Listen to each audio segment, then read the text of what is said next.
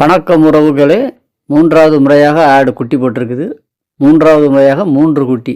ஆடு வாங்கியவர்கிட்ட கேட்டேன், 3 குட்டி போடக்கூடிய வர்க்கம் இருந்தால் எனக்கு வேணும் சொல்லுங்க அப்படின்னேன். அவர் சொன்னார், என்னங்க உங்களுக்கு நான் கொடுத்ததே 3 குட்டி வர்க்கம் தானே அப்படின்னாரு.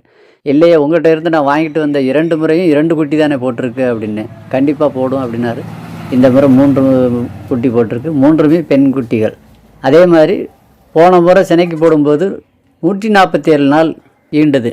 அதை அப்படியே இந்த தடவையும் எழுதி வச்சேன். சினைக்கு போட்ட நாள்லேருந்து 147 நாளையில் ஈன்றிருக்கு குட்டி.